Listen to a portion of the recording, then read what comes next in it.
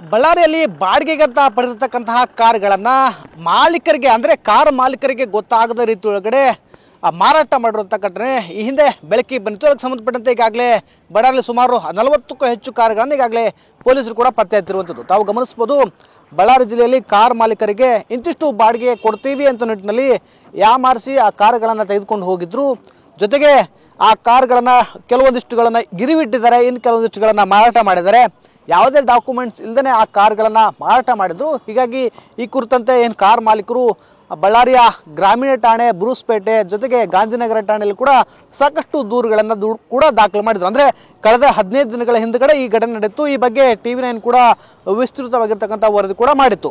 ಈ ವರದಿ ಬಂದಲ್ಲೇ ಇಲ್ಲಿರ್ತಕ್ಕಂತಹ ಪೊಲೀಸ್ ಇಲಾಖೆ ಕೂಡ ಅಲರ್ಟ್ ಆಗಿತ್ತು. ಜೊತೆಗೆ ಆ ಕಾರ್ಗಳ GPS ಆಧರಿಸಿ, ಜೊತೆಗೆ ಕೆಲವೊಂದಿಷ್ಟು ಎವಿಡೆನ್ಸ್ಗಳನ್ನು ಆಧರಿಸಿ ಈಗಾಗಲೇ ಸುಮಾರು 46ಕ್ಕೂ ಹೆಚ್ಚು ಕಾರುಗಳನ್ನು ಪತ್ತೆ ಮಾಡಿದ್ದಾರೆ. ಜೊತೆಗೆ ಆ ಕಾರ್ ಮಾಲೀಕರಿಗೂ ಕೂಡ ವಿತರಣೆ ಮಾಡುವಂಥ ಕೆಲಸ ಕೂಡ ಮಾಡ್ತಾ ಇದ್ದಾರೆ. ಅಂದರೆ ಸುಮಾರು ಬಳ್ಳಾರಿ ಜಿಲ್ಲೆಯಲ್ಲಿ 103ಕ್ಕೂ ಹೆಚ್ಚು ಕಾರುಗಳು ಈಗಾಗಲೇ ನಾಪತ್ತೆ ಆಗಿರುವಂಥದ್ದು. ಅಂದರೆ ಇಲ್ಲಿ ಏನು ಪ್ರಮುಖವಾಗಿ ಆರೋಪ ಆಗಿರತಕ್ಕಂಥ ಸೋನು ಅನ್ನೋನು ಇಲ್ಲಿರದ ಕಾರ್ ಮಾಲೀಕರನ್ನ ಪರಿಚಯ ಮಾಡ್ಕೊಳ್ತಾನೆ. ನಿಮಗೆ ತಿಂಗಳಿಗೆ 50,000 ಬಾಡಿಗೆ ಕೊಡ್ತೇನೆ, 60,000 ಬಾಡಿಗೆ ಕೊಡ್ತೇನೆ ಅಂತ ಹೀಗಾಗಿ ನಂಬಿಸಿ ನಂತರದಲ್ಲಿ ಇರ್ತಕ್ಕಂತಹ ಕಾರುಗಳನ್ನು ಪಡ್ಕೊಂಡು ನಂತರದಲ್ಲಿ ಅವುಗಳನ್ನು ರಾಯಚೂರು ಆಗಿರ್ಬೋದು, ಕೊಪ್ಪಳ ಆಗಿರ್ಬೋದು, ಹಾವೇರಿ ಆಗಿರ್ಬೋದು, ಹುಬ್ಳಿ ಆಗಿರ್ಬೋದು, ಹೀಗೆ ಬೇರೆ ಬೇರೆ ಭಾಗಗಳಲ್ಲಿ ಅವನನ್ನು ಮಾರಾಟ ಮಾಡಿದ್ದಾನೆ.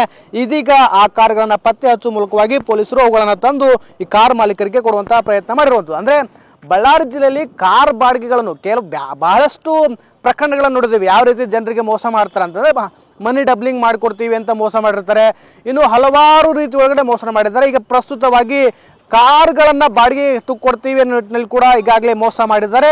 ಈಗ ಸಂಬಂಧಪಟ್ಟಂತೆ ಸುಮಾರು 40ಕ್ಕೂ ಹೆಚ್ಚು ಕಾರುಗಳನ್ನು ಈಗಾಗಲೇ ಪತ್ತೆ ಮಾಡಿರ್ತಕ್ಕಂಥ ಪೊಲೀಸರು ಕಾರ್ ಮಾಲೀಕರಿಗೆ ವಾಪಸ್ ಕೊಡುವಂತಹ ಪ್ರಯತ್ನ ಕೂಡ ನಡೆದಿರುವಂಥದ್ದು. ಕ್ಯಾಮ್ರಾ ಪರ್ಸನ್ ಜೊತೆ ವಿನಾಯಕ ಬಡಿಗೇರ್, TV9 ಬಳ್ಳಾರಿ.